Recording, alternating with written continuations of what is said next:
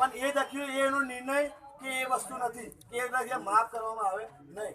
પણ એક વસ્તુ કે એમનો જો દીકરો ગયો બરાબર, એમનો દીકરો કે એવું નહીં કે રબારી જતો એ મારી શકતો, પણ એમાં બદલાની ભાવના નથી અને રબારી સમાજમાં બદલાની ભાવના નહીં હોય.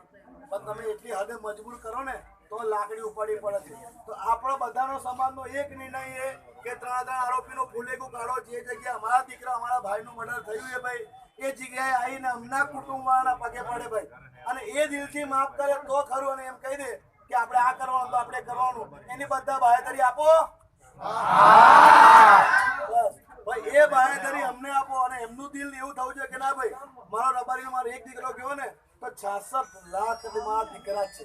એ એમને તમે નિર્ણય બતાવો કે ભાઈ અમે તમારા જ દીકરા ભાઈ, અને બીજું કે એમને જે બી આર્થિક વર્તન મળતું હોય આપણો સમાજ આપશે. એવું નહીં અમે એમને ભીખ નહીં આપતા, એમનો હક આપીએ છીએ કે એમનો દીકરો જેટલા વર્ષ જીવત ને એટલા દિવસ એના મા બાપની સેવા કરે. આજે માવતરની સેવા કરવી એ મા બાપને ધર્મ છે, આપણા છોકરાઓ ધર્મ છે કે આપણા માવતરની આપણે સેવા કરવી. પણ એ છોકરો સેવા કર્યા વગર નીકળી ગયો, ભગવાને જે ગમ્યું ખરું, તો આપણે એ સેવા આપણે કરવાની, એના માવતરને આપણે હાચવવા.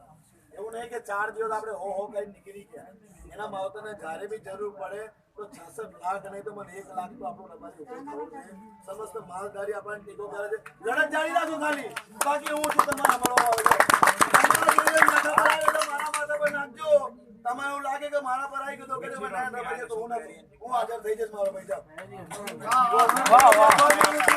એમને મને બોલાયા, કરશનભાઈ નો આભાર માનું છું, સજાભાઈનો આભાર માનું છું, બોલાયા પણ હું કચ્છથી એમ ખાલી નહીં જવું. કઈક તો લીધા વગર નહીં જવું. આવા દીકરા લીધા વગર નહીં જવું. ભગવાન બોલું કરો.